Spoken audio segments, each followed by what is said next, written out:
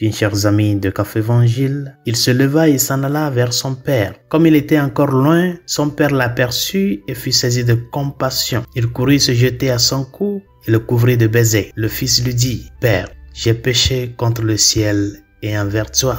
Je ne suis plus digne d'être appelé ton fils. » Bien chers amis, la parabole de l'enfant prodigue écoutée dans ce temps de carême, dans ce contexte de pénitence et de conversion, vient nous rappeler que la grande différence que marque le christianisme, c'est que le Dieu que nous adorons est le Dieu de l'opportunité. Le Dieu qui toujours laisse ouvert l'opportunité à tous ses enfants, spécialement ceux qui sont égarés, de revenir à lui. Par conséquent, le christianisme, c'est la religion qui rend l'impossible impossible. La religion qui nous donne l'espérance de la réconciliation. Et ceci étant dit, la question importante qu'il faut se planter en écoutant cet évangile est celle-ci. Pourquoi il est si nécessaire de revenir à la relation antérieure avec le Père? Pourquoi l'enfant prodigue est revenu? Il pouvait aller dans un autre pays, refaire sa vie. Comme par exemple aujourd'hui, non? Si tu vas à un lieu, si ça ne te marche pas, tu peux changer de lieu, chercher à replanter les choses,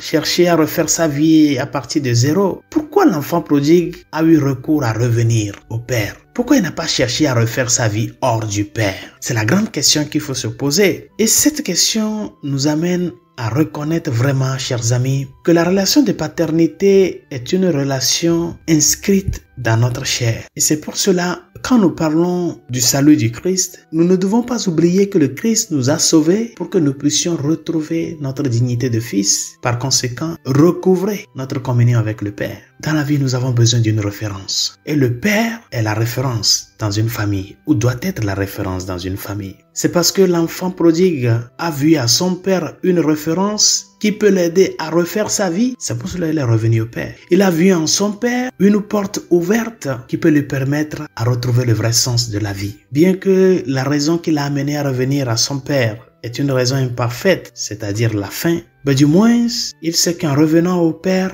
il serait bien plus que traité. Chers amis, Dieu veut nous rassasier avec sa présence. Et c'est pour cela, en nous donnant son Fils, qui a livré sa vie pour notre salut, la manière de demeurer auprès de nous éternellement, c'est à travers l'Eucharistie, afin d'être aliment qui rassasie notre faim de conversion, notre faim de Dieu, notre faim de pardon. Demandons-lui de nous aider à être toujours des enfants qui reconnaissent la maison du Père. Que nous qui sommes déjà à la maison, nous n'avions pas ceux qui sont dehors, mais plutôt que nous soyons un instrument pour eux, les aider à revenir au Père. Ne soyons pas des handicaps ou des scandales pour ces personnes qui se sont éloignées de la foi. Soyons plutôt des aides pour eux. Parce qu'étant avec le Père, on est dans un lieu sûr, on est rassuré, on est en sécurité. Apprenons à avoir un cœur de repentir. Ne te dis pas, Dieu ne pourra plus me pardonner parce que mes péchés sont si graves, sont si beaucoup, sont si horribles. Donne-toi une opportunité. Reviens au Père. Reviens à la confession. Je ne sais pas combien d'années cela dure.